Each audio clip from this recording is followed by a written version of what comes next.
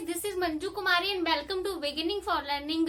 तो गाइज, जो आज हम टॉपिक करने वाले हैं वो है हमारा टॉपिक राज्यसभा यानी काउंसिल ऑफ स्टेट्स। तो जो है हम दोनों जो हमारे पार्लियामेंट के हमारे संसद के जो दोनों हिस्से हैं, वैसे तो आपको पता है कि हमारे पार्लियामेंट के 3 हिस्से माने जाते हैं। एक है हमारा राज्यसभा, दूसरा लोकसभा और तीसरा जो है वो राष्ट्रपति को माना जाता है। तो आज वैसे ही हम जो है वो इसका एक जो हिस्सा है, एक जो पार्ट है राज्यसभा, उसके बारे में हम बात करने वाले हैं कि ये कौन से आर्टिकल में आता है, कितने सदस्य होने चाहिए, कब राज्यसभा स्टार्ट हुई थी, मतलब इसकी स्थापना कब हुई थी, उसके बारे में भी हम बात करेंगे।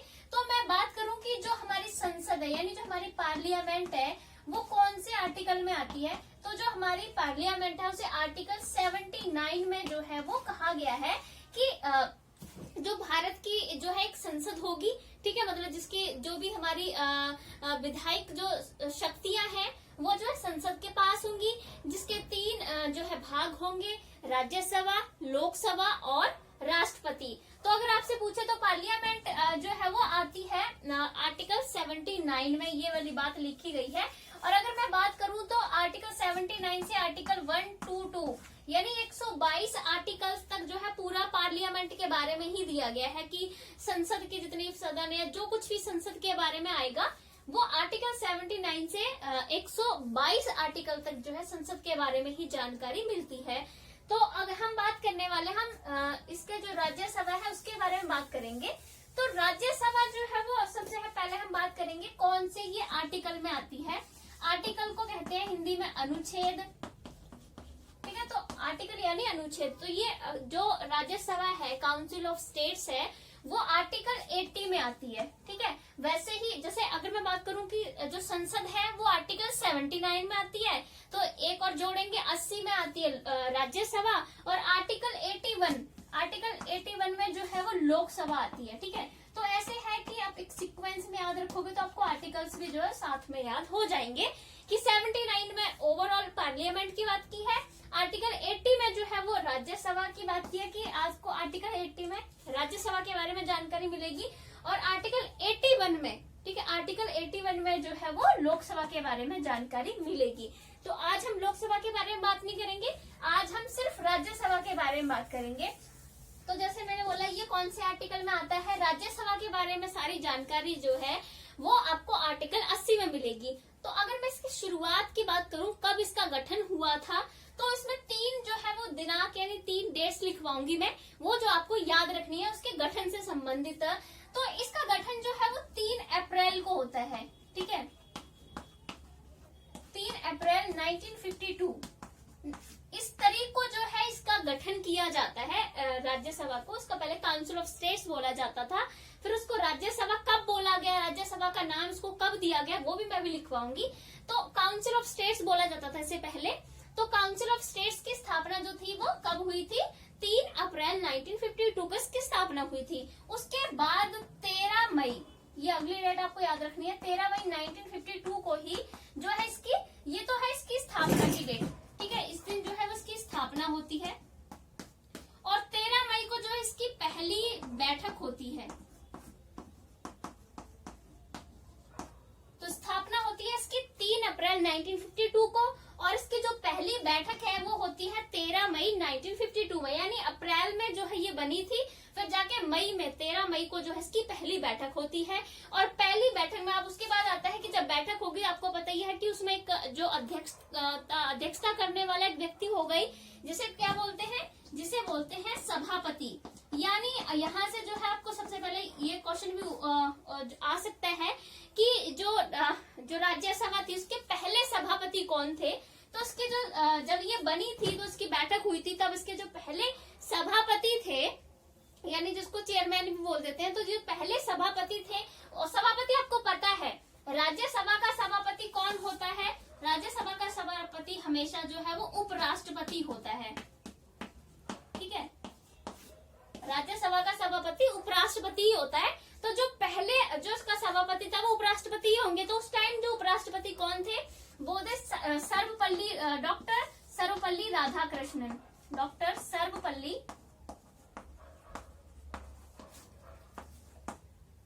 राधाकृष्णन। तो अगर आपसे ये क्वेश्चन पूछा जाए कि राज्यसभा के पहला सभापति कौन था, तो वो थे डॉक्टर सर्वपल्ली राधाकृष्णन। और आपको पता ही है डॉक्टर सर्वपल्ली राधाकृष्णन उस टाइम जो है उपराष्ट्रपति थे। और इनकी एक बात और आती है कौन, आपको पता है एक और जो है विशेषता इनसे जुड़ी हुई है डॉक्टर सर्वपल्ली राधाकृष्णन से, वो है 5 सितंबर। आपको पता है 5 सितंबर को जो है टीचर्स डे मनाया जाता है, तो इन्हीं के उसमें मनाया जाता है। इनका उस दिन जन्मदिन होता है 5 सितंबर को, तो इसी दिन जो है वो टीचर्स डे भी मनाया जाता है इनके जन्मदिन पर। ठीक है, तो आप ये भी जो है वो याद रख सकते हो डॉक्टर राधा कृष्ण सर्वपल्ली से कि जो टीचर्स डे मनाया जाता है इनके बर्थडे को ही मनाया जाता है। और यही पहले राज्यसभा के पहले सभापति थे। और एक और इसमें विशेषता आती है कि अगर आपसे पूछ लिया जाए कि जो है वो पहला सभापति कौन था, वो थे सर्वपल्ली राधाकृष्णन। और आपसे पूछ लिया जाए कि ऐसा कौन सा जो है वो सभापति था जो लगातार 2 बार रहा था। इसके बाद एक और जो सभापति आते हैं, उसका मुझे अभी नाम याद नहीं आ रहा है, वो भी जो है वो लगातार 2 बार जो है अपने कार्यकाल पर रहे थे। तो सर्वपल्ली जो थे वो भी लगातार 2 बार जो है वो इसी अपने पद पर चुने गए थे। जैसे भी अभी जो है वो 6 साल के लिए चुने गए, फिर से जो है वो 6 साल के लिए नेक्स्ट उस पर भी यही चुने गए थे, तो 2 बार रहे हैं। और एक और विशेषता कि इनको निर्विरोध जो है वो चुना गया था, कि किसी ने इनका जो है वो इसमें चुनाव में कोई विरोध नहीं किया था। ठीक है, तो ये भी अगर आपसे पूछ लिया जाए कि ऐसा कौन सा सभापति था जो निर्विरोध चुना गया था, तो वो थे डॉक्टर सर्वपल्ली राधाकृष्णन, जो 2 बार लगातार 2 बार चुने गए थे। ठीक है, और पहले सभापति थे, और ये वो सभापति थे जिनको निर्विरोध जो है चुना गया था। ठीक है, तो हम बात कर रहे हैं जैसे कि भाई अब इसकी जैसे राज्यसभा जो है 3 अप्रैल को जो है इसकी स्थापना होगी थी 1952 में। फिर 13 मई को इसकी पहली बैठक होती है, जहां सभापति की बात होती है कि डॉक्टर सर्वपल्ली राधाकृष्णन को पहला सभापति चुना जाता है और इनको निर्विरोध चुना जाता है, और 2 बार लगातार ये रहते हैं। और उसके बाद आपको पता है कि इसका जो है वो राज्यसभा जो होती है, इसका सभापति के साथ में आपको पता है एक उप सभापति भी होता है। तो मैं उप सभापति के बारे में भी बता देती हूँ। अब उप सभापति जो है वो जैसे राज्यसभा के जो सदस्य होंगे वही मिलकर खुद जो है उप सभापति को चुनते हैं। तो उस टाइम उप सभापति कौन थे? उप सभापति थे SV कृष्णमूर्ति।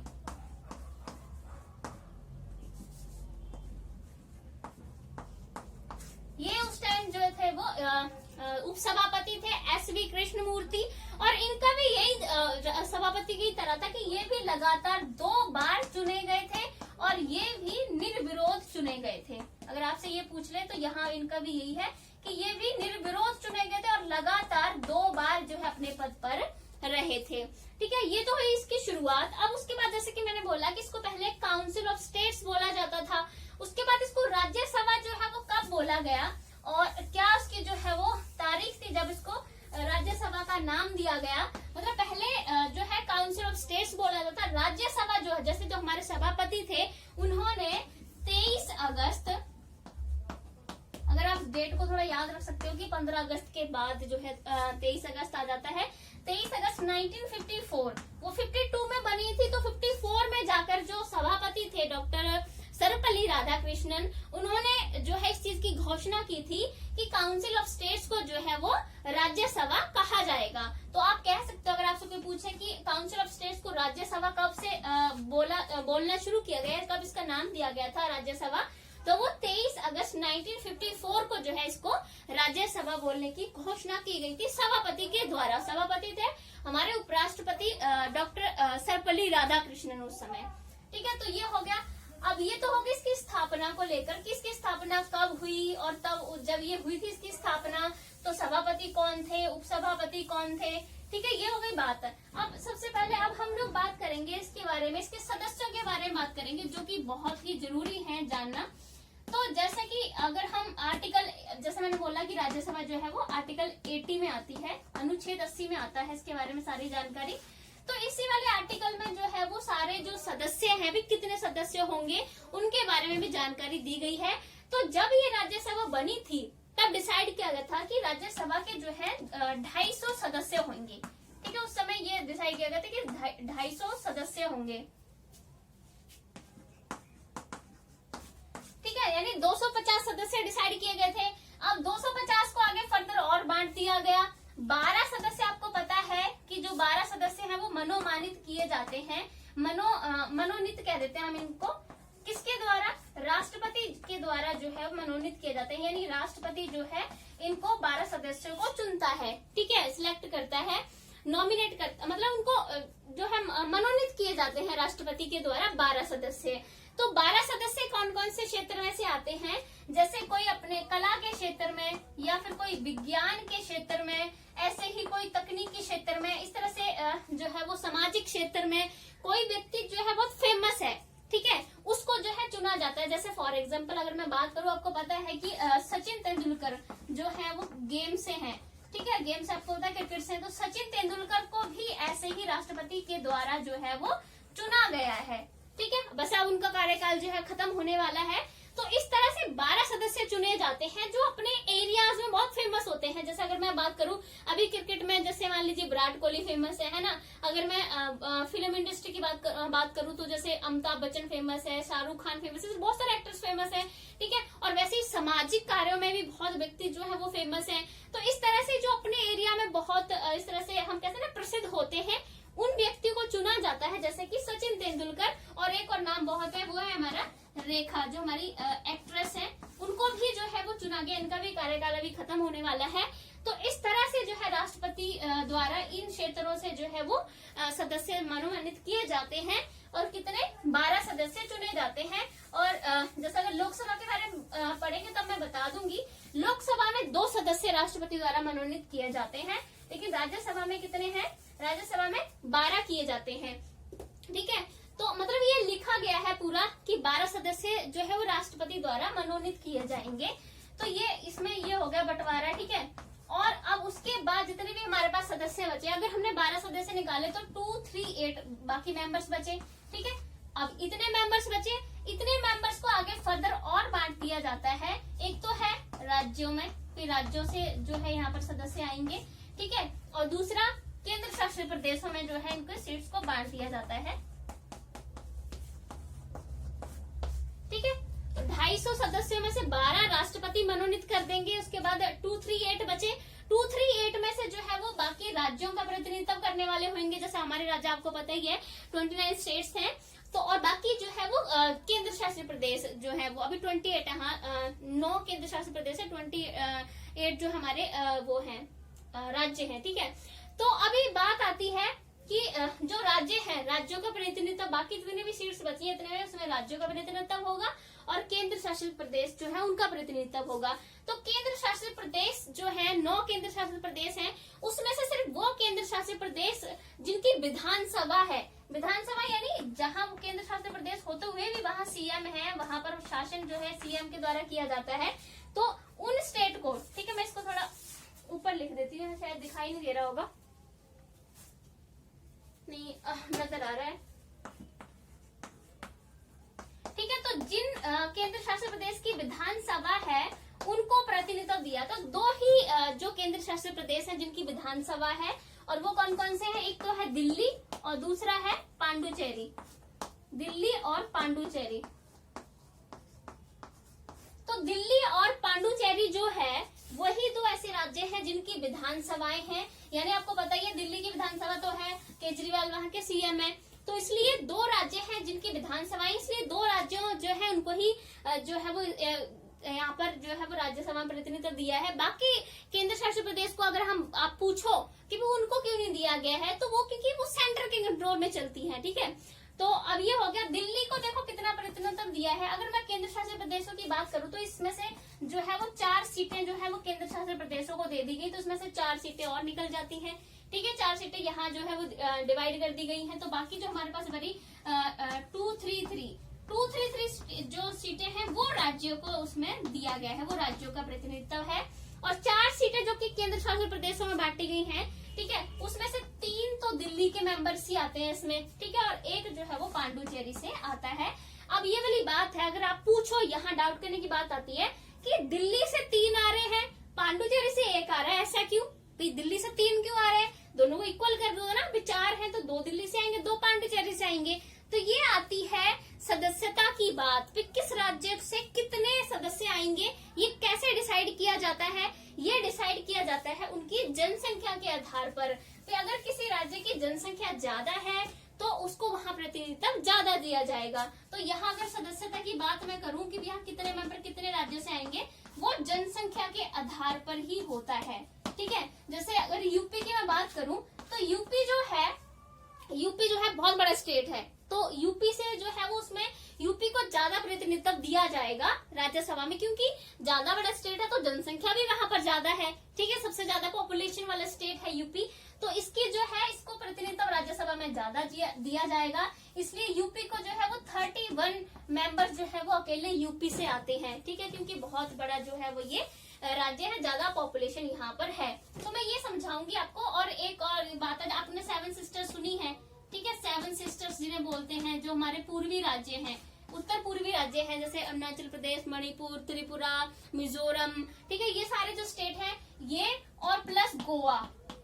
ठीक है, ये छोटे राज्य आपको पता है, साइज में इतने बड़े राज्य नहीं है। इसलिए इन राज्यों को जो 7 स्टेट्स हैं, 7 वो राज्य और 8वां ये गोवा, इनको सिर्फ जो है वो एक एक सीट जो है वो दी गई है। एक एक मेंबर ही स्टेट से आता है, जैसे कि पांडुचेरी से भी एक ही आता है, वैसे इन सबसे भी एक एक ही जो सदस्य है वो लिया जाता है, क्योंकि इनकी जनसंख्या कम है, छोटे राज्य हैं ये। ठीक है, तो एक बार मैं फिर इसको समझा देती हूँ कि सदस्यता के बारे में क्या बात की है। 250 सदस्य टोटल होंगे, 12 राष्ट्रपति मनोमानित कर देगा, जैसे मैंने आपको समझाया कला विज्ञान के क्षेत्र में प्रसिद्ध जो लोग हैं वहां से। अब 12 निकाल लिए तो 238 बचे। 238 को और बांट दिया गया है, राज्यों में बांटा है और केंद्र शासित प्रदेश में बांटा है। केंद्र शासित प्रदेश को 4 सीटें दे दी जाती हैं, क्योंकि केंद्र शासित प्रदेश वैसे तो 9 है, पर 4 ही क्यों दी गई, क्योंकि जिन राज्यों में विधानसभा है, ठीक है, जहाँ सीएम बनते हैं, सिर्फ उनको जो है राज्यसभा में प्रतिनिधित्व दिया गया। तो वो जो केंद्र शासित प्रदेश है वो सिर्फ 2 ही हैं, एक दिल्ली है और एक पांडुचेरी। तो दिल्ली को 3 सीटें दी गई हैं, 4 सीटें टोटल, 3 दिल्ली को दी गई है और एक पांडुचेरी को। दिल्ली को इसलिए 3 दी गई है क्योंकि वहाँ ज्यादा जनसंख्या है, पांडुचेरी में कम है, वो छोटा है। ठीक है, तो उसके बाद बाकी जो हमारे पास जो बचे सीट्स वो है 233, वो बाकी सब राज्यों का प्रतिनिधित्व, जितने भी हमारे बाकी राज्य बचे, ठीक है, केंद्र शासित प्रदेशों को छोड़कर। तो जैसे ही मैंने उसके बाद मैंने आपको बताया सदस्यता के बारे में। प्रतिनिधित्व, सदस्यता इसको नहीं बोलेंगे, हम इसको प्रतिनिधित्व कहते हैं।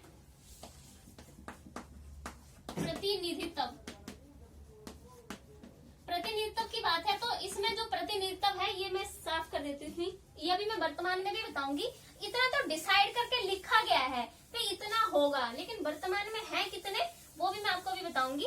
तो प्रतिनिधित्व की बात करूं, प्रतिनिधित्व मैंने बोला कि जनसंख्या के आधार पर दिया जाएगा। जिस राज्य में जनसंख्या ज्यादा है, ठीक है, उसको ज्यादा प्रतिनिधित्व मिलेगा। जिस राज्य में जनसंख्या कम है उसे कम प्रतिनिधित्व मिलेगा। जैसे कि मैंने आपको समझाया, यूपी यानी उत्तर प्रदेश जो है उसकी जनसंख्या ज्यादा है, इसलिए उसको राज्यसभा में ज्यादा प्रतिनिधित्व दिया जाएगा, इसलिए उसको 31 सीटें दी गई हैं। और 7 सिस्टर्स जो हमारे उत्तर पूर्वी राज्य हैं, अरुणाचल प्रदेश, असम, त्रिपुरा, मिजोरम, मणिपुर, जो हमारे 7 स्टेट्स हैं, ठीक है। और जो गोवा आपको पता ही है, मुंबई के उधर है, महाराष्ट्र के उधर देखोगे आप मैप पे, तो जैसे ये अगर मान लीजिए ये गुजरात है, यहाँ से हमारा इंडिया जाता है, तो ये महाराष्ट्र, तो यहाँ जैसे गोवा है, ठीक है, यहाँ गोवा, तो गोवा बहुत ही छोटा है। अब मैप पे देखोगे ना, इतना छोटे से उसको ऐसे दर्शाया गया है बिल्कुल ही, तो गोवा छोटा है, इसलिए उसको भी एक ही सीट मिली है, सबको एक एक सीट जो है वो दी गई है। अब ये तो हो गई प्रतिनिधित्व की बात। अब मैं सदस्यों की ही बात आगे और कंटिन्यू करूंगी कि जैसे मैंने बोला आपको कि आर्टिकल में तो बताया गया है कि 250 सदस्य होने चाहिए, और पूरा जो है उसका बंटवारा भी बता दिया गया है कि कितनी सीटें किसको मिलेंगी। और एक बात यहाँ और आती है, यही वाला कि जो सीटों का जो बंटवारा है, ठीक है, सदस्यों का या सीटों का बंटवारा कह लो, तो ये कौन से जो है वो अनुसूची में, कौन से शेड्यूल में दिया गया है।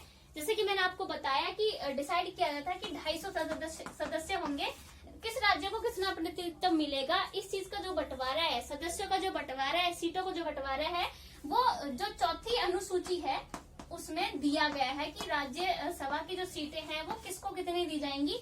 इस सब का जो बंटवारा है वो 4थी अनुसूची में मिलता है संविधान की, यानी 4th शेड्यूल जो है उसमें ये सारी डिटेल जो है वो देखने को मिलती है। ठीक है, तो अब हम सदस्यों की बात कर रहे थे कि ये तो लिखा गया है कि आर्टिकल में कि भाई इतने सदस्य होने चाहिए राज्यसभा के, 250 सदस्य जो है वो राज्यसभा के होने चाहिए। बट प्रेजेंट में है कितने, वर्तमान में 245 सदस्य ही हैं हमारे, ठीक है, 250 निश्चित किए गए, लेकिन 245 ही हैं। अब उनका बंटवारा जैसे कि मैंने आपको किया था कि 12 राष्ट्रपति मनोमानित करेंगे और उसके बाद 2, 3, 8 बचे हमारे पास, उसमें से राज्य और केंद्र शासित में बांट दिए गए।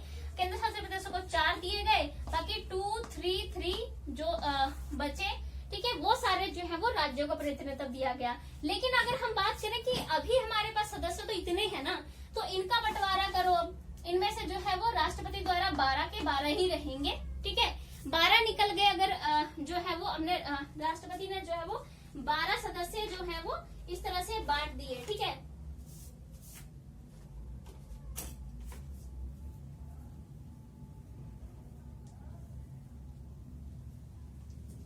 बारह सदस्य बांटने के बाद अगर हम इसमें से 12 सदस्य निकाल लें हमारे पास, तो हमारे पास बचते हैं 2, 3, 3।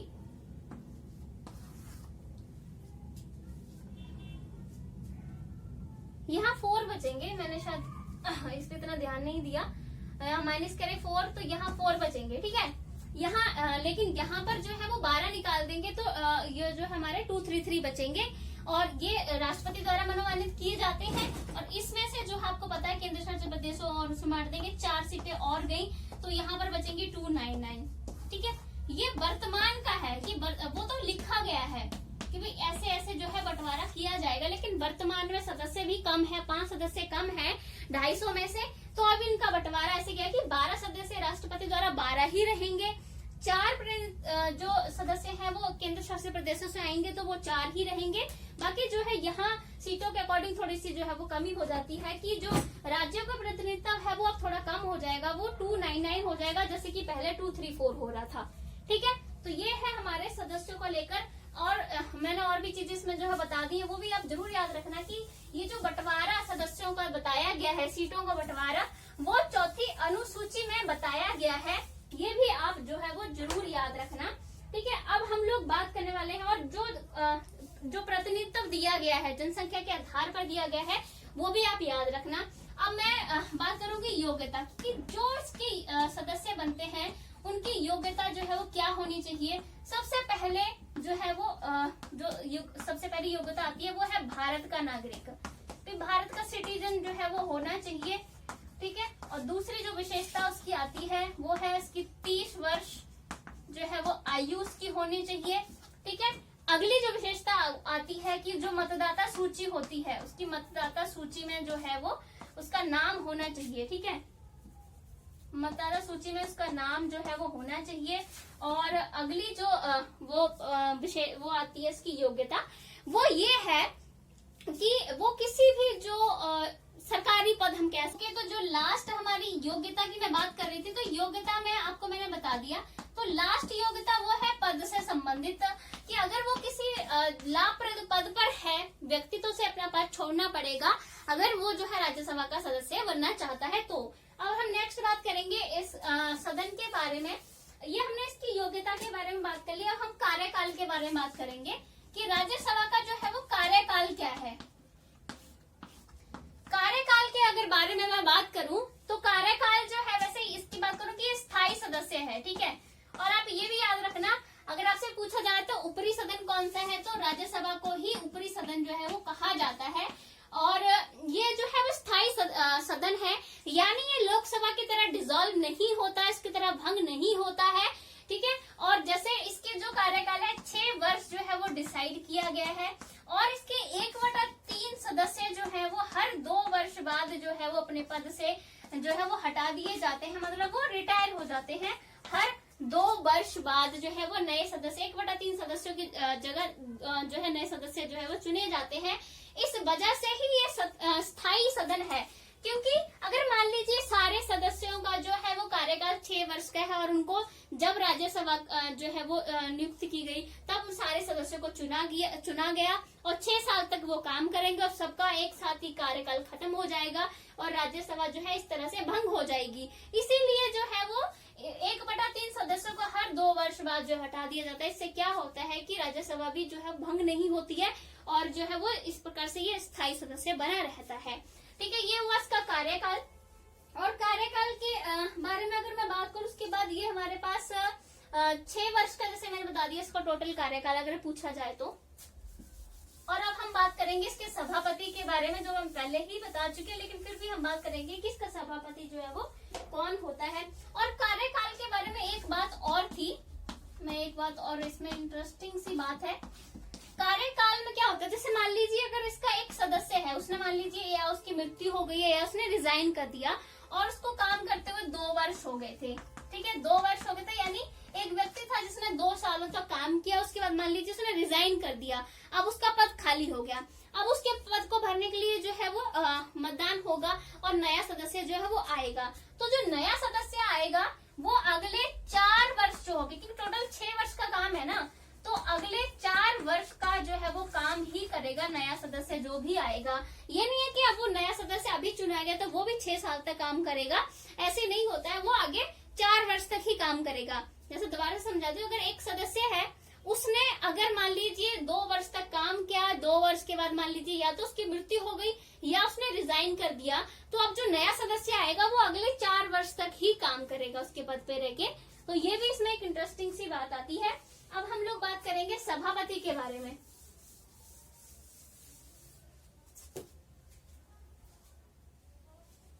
सभापति, जैसे कि मैंने आपको पहले ही बता दिया था कि इसका जो सभापति है वो होता है उपराष्ट्रपति।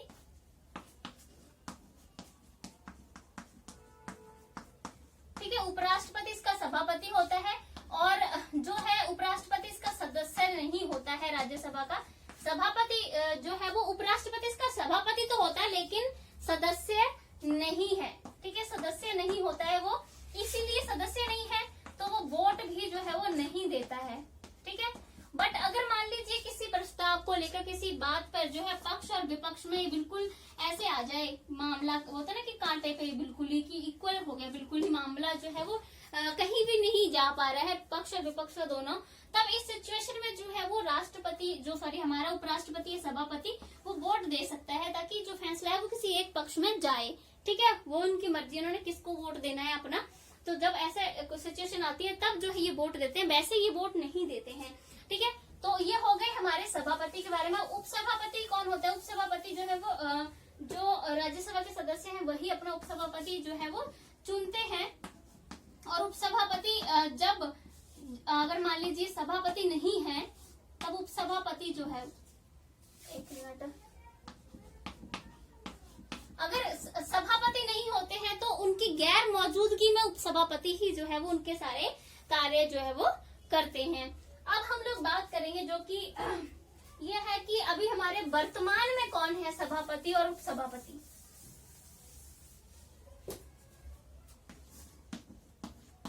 वर्तमान में यानी हम 2021 की बात कर रहे हैं, तो अभी हमारे सभापति कौन है राज्यसभा के, वो पता करने के लिए हमें सिंपल सा पता करना है कि अभी हमारे उपराष्ट्रपति कौन है। अभी हमारे उपराष्ट्रपति है वेंकैया नायडू, और वेंकैया नायडू उपसभापति हैं तो वो राज्यसभा के सभापति भी होंगे। तो यानी हमारे जो वर्तमान में सभापति है राज्यसभा के वो है वेंकैया नायडू। और उपसभापति की हम बात करें तो अभी वर्तमान में उपसभापति कौन है, तो वर्तमान में उपसभापति है हरिवंश नारायण सिंह। हरिवंश नारायण सिंह जो है वो हमारे सभापति हैं, ठीक है। और अगर मैं एक और बात बताऊं, अगर बैठक होती है राज्यसभा की तो बैठक के लिए जो है जो गणपूर्ति चाहिए होती है वो होती है 25 सदस्य, यानी 25 सदस्य तो होने चाहिए तभी जो है वो बैठक जो है वो पॉसिबल है, ठीक है। तो ये हमने बात की राज्यसभा के बारे में। तो राज्यसभा के बारे में आपको पहले आर्टिकल का पता होने चाहिए, उसके कितने सदस्य डिसाइड किए गए हैं और एक्चुअली वर्तमान में है कितने, राज्यसभा का गठन कब हुआ था और इसकी क्या योग्यता चाहिए, ये सब जो है वो आपको ध्यान में रखना है। अब हम नेक्स्ट वीडियो में बात करेंगे लोकसभा के बारे में, उसके भी पूरा इस तरह से डिटेल में हम बात करेंगे। अगर आपको ये वीडियो अच्छी लगे तो इसको जो है अच्छे से देखना, क्योंकि काफी इंफॉर्मेशन है इस वीडियो में, और लाइक से सब्सक्राइब जरूर कर देना। Thank you so much guys. Next video में हम मिलते हैं, लोकसभा के बारे में हम बात करेंगे। धन्यवाद।